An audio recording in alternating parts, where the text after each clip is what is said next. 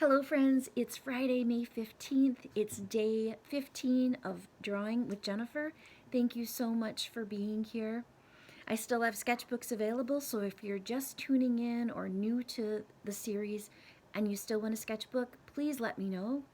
Give me a call, 230-4324, or email me at jennifer.bethel, that's Bethel, at oakwoodvillage.net, and I'm happy to get you a sketchbook and supplies if you need them. So today we are skipping all around once again, and we're going to prompt number 44, draw your very own starry night. So of course I had to bring out Vincent van Gogh's Starry Night, which I find really inspirational and amazingly beautiful. So a few things you may not know about the Starry Night. So he painted this in 1889 when he was in an asylum in France. He painted this same view from his window without the bars, of course. He did not paint the bars on his window. And he painted it 21 times looking out over the landscape, out over the village. And he wrote to his brother saying he did not like this particular image of a starry night. Now, this painting today is valued at $100 million. And $100 million is a gigantic amount of money. More money than Vincent van Gogh would have ever dreamed of in his whole life. So Vincent van Gogh would never know that his art would be so loved throughout the world and that it would bring these amazing amounts of money at auction. In fact, Vincent van Gogh sold one painting in his lifetime about 7 months before his death for about 400 francs. And today in US dollars, that's about $420. So all of his life, one painting for $420, and today the Starry Night would sell for over $100 million. Doesn't seem quite right, does it? Doesn't seem quite fair. So that makes me think about supporting the artists in our lives who are alive now, who we love, who we cherish, who we are inspired by, who we see their art and we think, wow, I would love to have that in my home. I would love to make art like that. Tell that person, tell them how much you are inspired by them, encourage them, purchase their art if you can. If their art isn't for sale, just let them know how you appreciate their art and how you see what they're doing in the world to make it a better place. Vincent van Gogh didn't hear those things. I'm sure that when he sold that painting, he was pretty thrilled. But I'm sure along his life, he could have used the money from all of the paintings that he made and that are so valued today. So think about that the next time you think about an artist or you see some art by an artist that you appreciate and love. Let that artist know. Boy, that would change their world, just knowing how much you love their art. And then buy it if you can, if it's for sale. So Vincent van Gogh just doesn't know how much he touched the world, but he certainly has. So this being the Starry Night, we're going to create our own. We're going to think about some of the aspects of what Vincent van Gogh used. Now, Vincent van Gogh in his Starry Night here used many bright and bold colors. The yellow is the contrasting color, that yellow and white in the sky. He has circular motions to create the stars and the movement in the atmosphere. Maybe imagined, maybe it was the wind, as he could feel the wind as he painted in his room. Whatever it was, he captured this scene overlooking his room and created it quite beautifully. It was once believed, and maybe still is believed, that because he was epileptic, that he used these particular brushstrokes. I don't know if that's the case or not. I find that artists find a style that they love and they stick with it.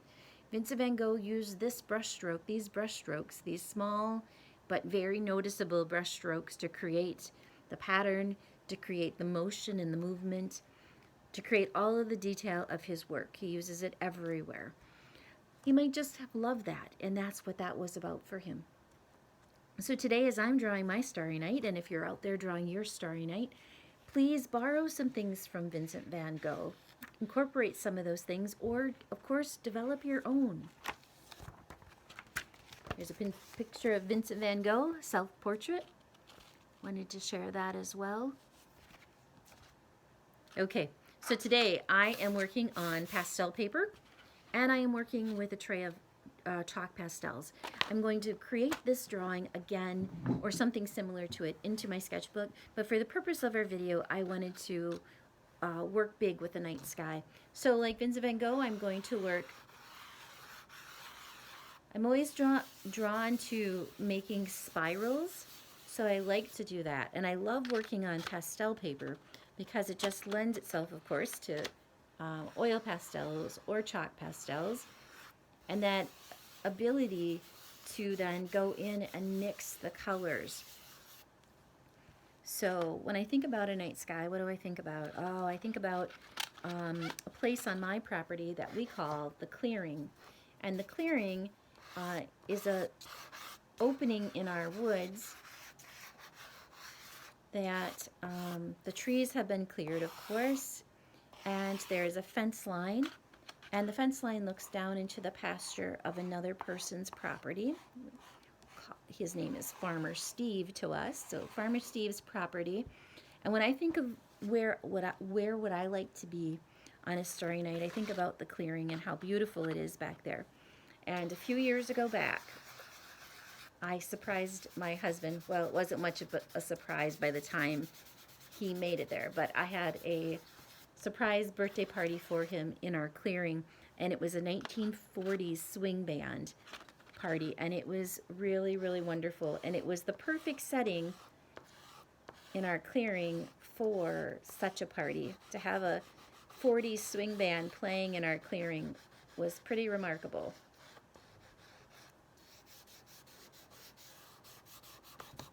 So we spend a lot of time out in our clearing, and you can see the stars pretty clearly on a clear night, except our clearing faces Madison, and so we get a lot of the light pollution from Madison. But on a really dark night, if you look upward and not towards Madison, I guess, you can see the stars really beautifully back there. So this is not looking much like a starry night, but it will, because what I like to do once the camera stops rolling is I like to go back into it and then make it what I really want it to be. So right now I've got a tree, and this tree has actually almost like five large, I guess, trunks of it. 5 trunks that come into one to make this very large tree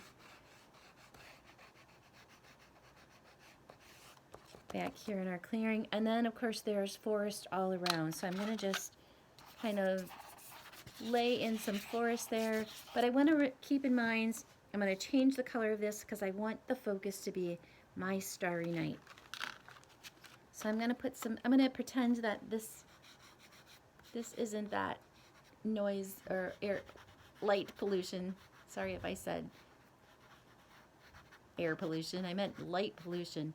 And I'm going to just add some stars up here to remind me that I want to make sure I'm focusing on creating that nighttime image. I'm going to add a lot more color. Vincent van Gogh liked to use a lot of blues and greens. There are a lot of greens in that starry night, even though when we think about it, we might not immediately think of greens in there, but there are a lot of dark greens, a lot of navies, a lot of dark blues, and then of course a lot of yellow. So what colors will you incorporate into your starry night? What will your starry night look like? And where will your starry night be? One thing we look at our house a lot is the moon. So it usually comes up over here, where it probably always comes up in everyone's life. But in terms of where my clearing is, my moon is here. And in Vincent van Gogh's starry night, he put in a crescent moon. I'm going to put in a full moon or something similar to a full moon. So a lot of times we see the moon, especially this time of year, coming up really big in the distance, and it's huge when it comes up. And then of course it changes so quickly. So I've got my moon in the corner there, got my fence line. I am going to keep on working, and I'm going to bring this back on Monday, which will be our 16th day of drawing together. I'm going to bring it back on Monday, and I would love it, because I know that these are going to be very cool starry nights. I'd love it if you could send one to me to let me know how it's going for you. So if you can, send me an image to my email, or give me a call and just tell me what you worked on. And then I hope to be running into many of you in the coming weeks. I'm hoping I can get a chance to see so many of you. Okay, so keep Vincent van Gogh in your mind. Good luck with your starry nights. I know that they will be wonderful. And keep working. Remember, when we get started, it's just an impression, right? It's just the basics. It's just putting scratches to the paper. And then from there, anything can happen, and the life of your art takes shape. Thank you so much. I'll see you Monday morning at 11. Have a great weekend.